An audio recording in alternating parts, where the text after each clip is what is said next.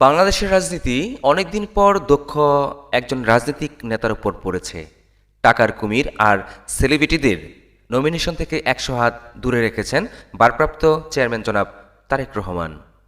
বিএনপির প্রার্থী তালিকায় টাকার কুমির, আমলা, দাপুটে অফিসার, মমতাজের মতো চামড়া ব্যবসায়ী, টিকেটার, নায়ক, গায়ক কেহই নমিনেশন পায়নি। এটা বিএনপির জন্য একটা যুগান্তকারী পদক্ষেপ। এতে করে কেউ আওয়ামী লীগের মতো আরাফাত, মুরাদ, মমতাজ, রিয়াজ, ফেরদুস, সাকিব, লিসপেতার ফেরিওয়ালা, ব্যারিস্টার সুমন হওয়ার উৎসাহ পাবে না। আশা করছি আওয়ামী লীগের মতো এই মারাত্মক ভুল বিএনপি কখনোই করবেন না। সেই সাথে যোগ্য পিতার যোগ্য সন্তান জনাব ইঞ্জিনিয়ার ফাহিম চৌধুরীকে শেরপুর ২ আসন নকলা এবং নালিতাবাড়ির জন্য মনোনীত করায় জনাব তারেক রহমানের প্রতি আমরা শ্রদ্ধা জ্ঞাপন করছি।